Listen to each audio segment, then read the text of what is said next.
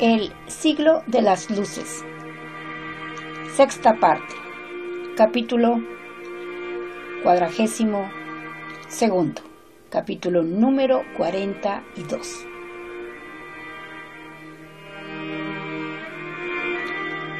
Las olas venían del sur, quietas, acompasadas, tejiendo y destejiendo el tejido de sus espumas delgadas, semejantes a las nervaduras de un mármol oscuro.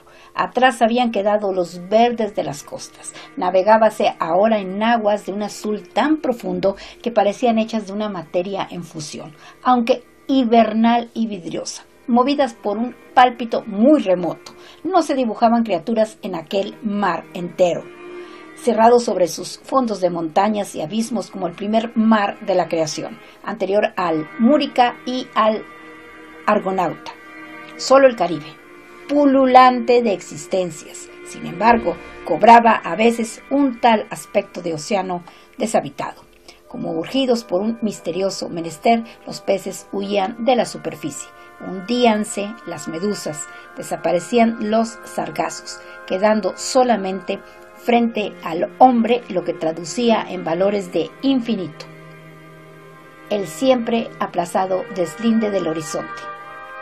El espacio y, más allá del espacio, las estrellas presentes en un cielo cuyo mero enunciado verbal recobraba la aplastante majestad que tuviera la palabra. ¿Alguna vez para quienes la inventaron? ¿Acaso la primera inventada después de las que apenas empezaban a definir el dolor, el miedo o el hambre?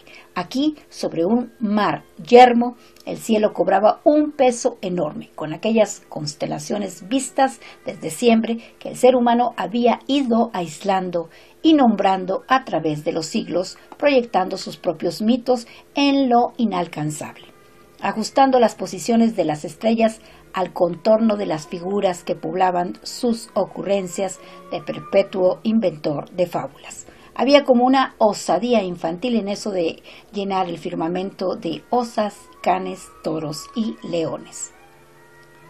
Pensaba Sofía, acodada en la borda del Arrow de cara a la noche.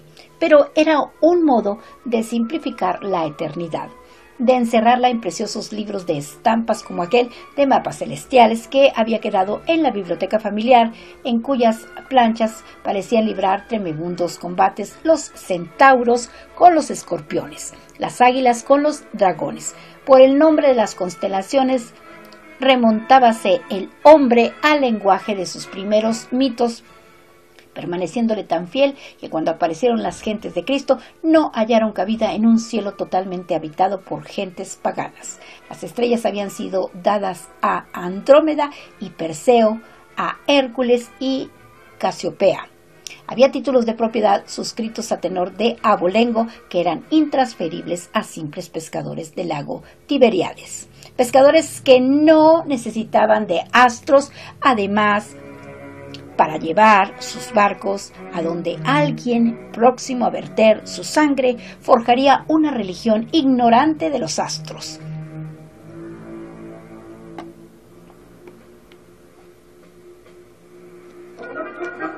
Cuando palidecieron las Pléyades y se hizo la luz, millares de yelmos jaspeados avanzaban hacia la nave, sombreando largos festones rojos que bajo el agua dibujaban las siluetas de guerreros extrañamente medievales. Por su ineludible estampa de infantes lombardos vestidos de cotas agujereadas, que a tejido de cotas se asemejaban las hebras marinas encontradas por el camino y que traían atravesados de hombro a cadera, de cuello a rodilla, de oreja a muslos, aquellos personajes cruzados por astillas de luz que el capitán Dexter llamaba Men of War.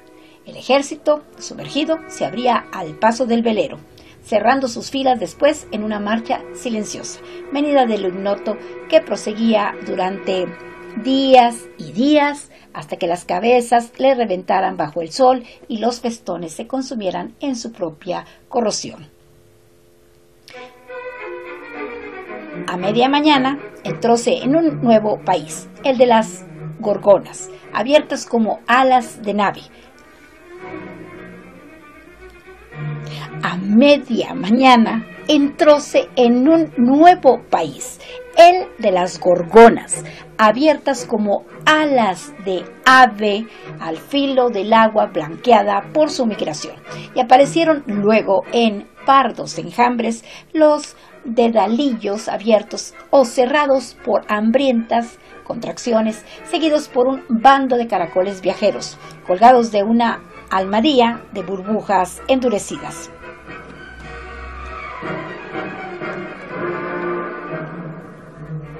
Pero un repentino chubasco transfiguró el mar en instantes, tornándolo glauco y sin transparencias. Un alzado olor salino subió del agua, percutida por la lluvia, cuyas gotas eran sorbidas por las maderas de la cubierta. La lona de las velas sonaban a pizarra bajo granizo, en tanto que los cabos se entesaban, crujiendo por todas sus fibras. El trueno viajaba de oeste a este, pasaba sobre el buque retumbando largo y se marchaba con sus nubes, dejando el mar a media tarde en una rara claridad de amanecer que lo volvía tan liso, tan irisado como laguna de altiplano.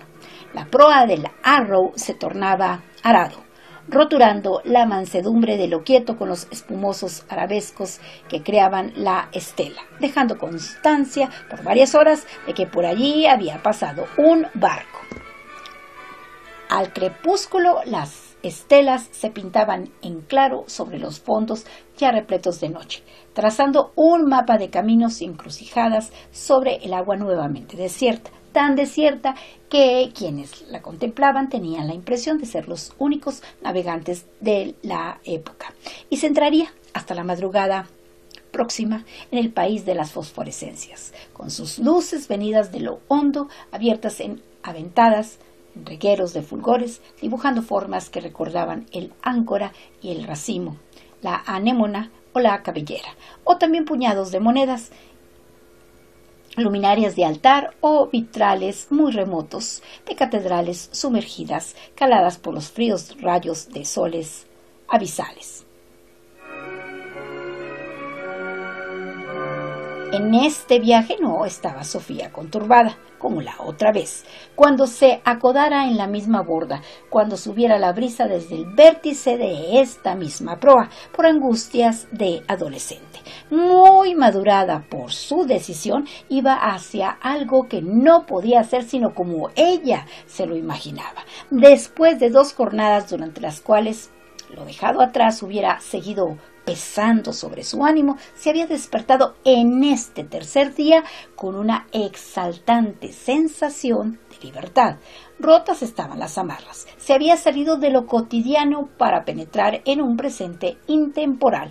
Pronto empezaría el gran quehacer, esperado durante años de realizarse en dimensión escogida. Conocía nuevamente el gozo de hallarse en el punto de partida, en los umbrales de sí misma, como cuando se hubiese iniciado en esta nave una nueva etapa de su existencia. Volvía a hallar el recio olor a brea, a salmuera, a harina y a frechos, conocidos en otros días, cuya presencia bastaba para abolir el tiempo transcurrido. Cerraba los ojos en la mesa del capitán Dexter al encontrar nuevamente el sabor de las ostras ahumadas, de las sidras inglesas, de las tortas de ruibarbo, y de los nísperos de Pensacola, que la devolvía a las sensaciones de su primer viaje marítimo. No se seguía el mismo rumbo. Sin embargo, aunque Toussaint Louverture se afanara en establecer relaciones comerciales con los Estados Unidos, desconfiaban los negociantes norteamericanos de la solvencia del caudillo negro, dejando aquel mercado azaroso a quienes vendían armas y municiones, únicas mercancías que siempre eran pagadas de contado, aun cuando no hubiese harina para amasar el pan de cada día. Habiéndose dejado de largo la costa de Jamaica, navegábase desde hacía varios días en lo más despejado del mar de las Antillas, con rumbo al puerto de La Guaira, donde los últimos corsarios guadalupenses solo aparecían de tarde en tarde, en veleros que ya se llamaban el Napoleón, Campo Formio o la conquista del Egipto. Una mañana Creyóse que habría un enojoso encuentro, al advertirse la presencia de una nave pequeña que bogaba hacia el Arrow con sospechosa celeridad. Pero la inquietud de un momento volvióse alborozo al ver que se trataba de la casi fabulosa balandra del fraile, mandada por un misionero franciscano de bragas muy bien colgadas que, desde hacía años, se entregaba al contrabando en el ámbito del Caribe.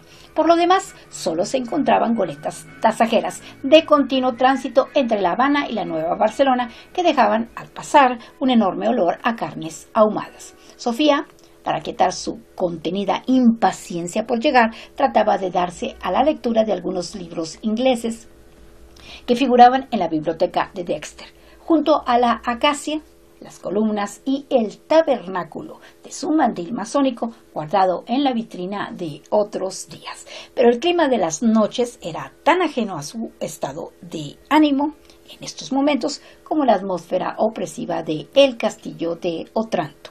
Al cabo de pocas páginas, cerraba el tomo, sin saber muy bien qué había leído, entregada sin más reflexiones a todo lo que le entrara por los poros, solicitando sus sentidos más que su imaginación. Una mañana comenzó a divisarse una mole violácea sobre los imprecisos verdores que aneblaban el horizonte. La silla de Caracas, dijo Dexter. Estamos a unas 30 millas de la tierra firme. Y observábase en la marinería el tráfago anunciador de próxima escala. Quienes estaban libres de trabajo inmediato se entregaban a la tarea de asearse, rasurarse, cortarse los cabellos, limpiarse las uñas, desmancharse las manos. A cubiertas sacaban navajas, peines, jabones, recados de zurcir, derramándose fuertes esencias en las cabezas. Remendaba una camisa agujereada, pegaba el otro un parche al zapato maltrecho. Mirábase el de más allá, la tostada jeta en un espejillo de damas, y eran todos movidos por un desasosiego que no era debido al mero contento de haber llegado al cabo de una travesía feliz. Al pie de aquella montaña que iba afirmando el contorno sobre la alta cordillera parada a la orilla del agua, estaba la mujer desconocida, casi abstracta, aún sin rostro, pero ya definida por el puerto.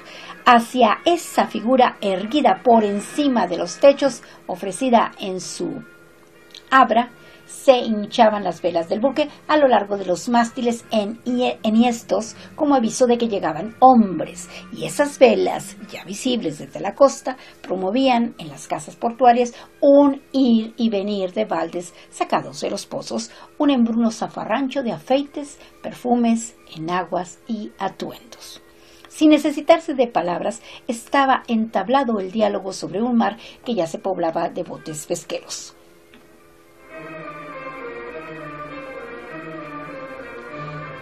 Virando, se puso el Arrow en navegación paralela a las montañas que descendían de las nubes al agua, en pendiente tan recia que no se divisaban cultivos en sus flancos. A veces se hundía la enorme pared, revelando el secreto de una playa umbrosa tendida entre dos murallas, ennegrecidas por una vegetación tan tupida y oscura que aún parecía guardar jirones de noche en su regazo. Un fabuloso olor a humedades de continente aún mal despierto se desprendía de esos remansos donde ahora retrocedían las montañas, sin revelar lo que atrás ocultaban, dejando una estrecha franja de suelo, en la que se pintaron caminos y viviendas, entre bosques de cocoteros hirsutos, uberos y almendros. Doblóse un promontorio que parecía tallado en un bloque de cuarzo y apareció el puerto de La Guaira, abierto sobre el océano como un anfiteatro colosal en cuyas gradas se escalonaron los tejados.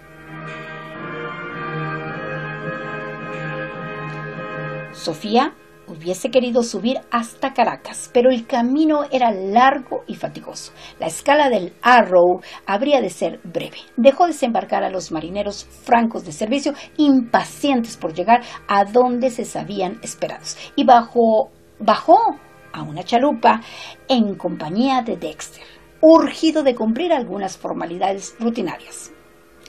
No se crea obligado a cuidar de mí, dijo la joven, advirtiendo que el jefe no era ajeno a la impaciencia de sus hombres, y echó a andar hacia las calles empinadas que bordeaban un torrente seco, admirándose de encontrar lindas plazoletas adornadas por estatuas, entre casas de rejas de madera y romanillas que le recordaban las de Santiago de Cuba. Sentada en un banco de piedra veía pasar las recuas hacia los caminos de la montaña sombreados por cujíes que se dispersaban en las nieblas de las cimas, más arriba de un castillo coronado de atalayas, semejante a los muchos que defendían los puertos españoles del Nuevo Mundo, tan semejantes unos a otros que parecían obras de un mismo arquitecto.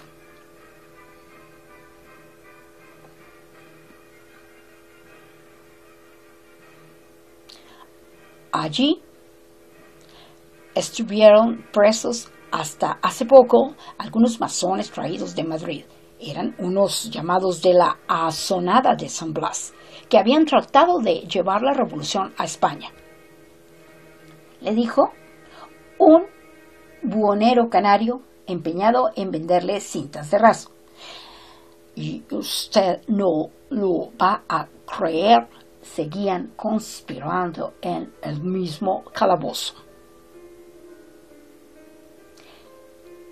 Así, el acontecimiento estaba en marcha. No se había equivocado ella al percibir su inminencia. Ahora estaba más impaciente que antes de alcanzar el término de su viaje, con el temor de llegar demasiado tarde, cuando el hombre del gran quehacer estuviese ya en acción, apartando los verdores de las selvas como los hebreos las aguas del Mar Rojo. Confirmábase lo que tantas veces le hubiera dicho Esteban, que Víctor, ante la reacción termidoriana, estaba penetrando con sus constituciones traducidas al español, con sus carmañolas americanas, en esta tierra firme de América, llevando a ella, como antes, las luces que en el viejo mundo se apagaban. Para entenderlo bastaba mirar la rosa de los vientos, de la Guadalupe. La turbonada había soplado a las Guayanas, corriendo de allí a esta Venezuela, que era la ruta normal para pasar a la otra banda del continente, donde se alzaban los barrocos palacios del Reino del Perú. Allá, precisamente, por boca de jesuitas, se habían alzado las primeras voces, y Sofía conocía los escritos de un Vizcardo Guzmán, que reclamaban para este mundo una independencia que solo era pensable en términos de revolución. Todo resultaba claro. La presencia de Víctor en Cayena era el comienzo de algo que se expresaría en vastas cargas de jinetes llaneros, navegaciones por ríos fabulosos, tramontes de cordilleras enormes. Nacía una épica que cumpliría con estas tierras lo que en la caduca Europa se había malogrado. Ya sabrían quienes acaso la estuviesen desollando en la casa familiar de sus anhelos, que sus anhelos no se medían por el patrón de costureros y pañales impuestos al común de las hembras.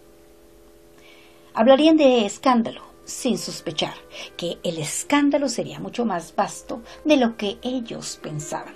Esta vez se jugaría al desbocaire, disparando sobre generales, obispos, magistrados y virreyes. El Arrow zarpó 2 días después, navegando a lo largo de la isla de Margarita, para pasar entre la Granada y Tobago, al amparo de posesiones inglesas, tomando el rumbo de la Barbados. Y al cabo de un tranquilo viaje, se vio Sofía en Bridgetown, descubriendo un mundo distinto del que hasta ahora hubiese conocido en el Caribe. Distinta era la atmósfera que se respiraba en aquella ciudad holandesa, de una arquitectura diferente de la española, con sus anchas balandras madereras venidas de Scarborough, de San Jorge o de Puerto España. Circulaban allí divertidas monedas llamadas Pineapple Penny y Neptune Penny, de una acuñación muy reciente. Se creía llevada a una urbe del viejo continente al advertir que existía una calle masónica y una calle de la sinagoga.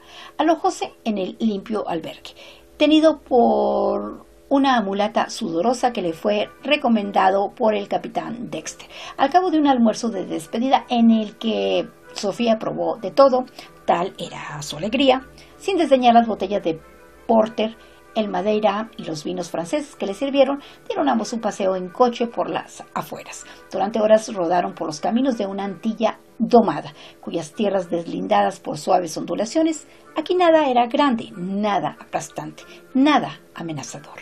Eran cultivadas hasta las mismas orillas del mar. Aquí la caña de azúcar parecía trigo verde. Las hierbas tenían mansedumbre y urbanidad de césped. Las mismas palmeras dejaban de parecer árboles tropicales.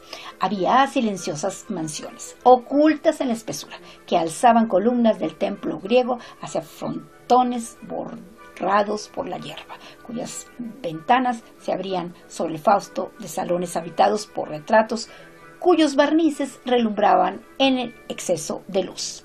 Había casas cubiertas de tejuelas, tan pequeñas que cuando un niño se asomaba a una ventana, ocultaba con su presencia el cuadro de vastas familias reunidas para cenar, donde hubiese sido enorme el estorbo de un tablero de ajedrez. Había ruinas apelambradas por las enredaderas, donde los aparecidos, toda la isla, decía el cochero, era lugar de aparecidos. Se reunían para gemir en las noches ventosas, y había sobre todo, junto al mar, casi confundidos con las playas, unos cementerios siempre desiertos, sombreados por cipreses, cuyas tumbas de piedra gris, tan pudorosas si se pensaba en los ornamentos, tan pudorosas si se pensaba en los ornamentados mausoleos de las necrópolis españolas, hablaban de un Eudolpus y una Elvira muertos en un naufragio,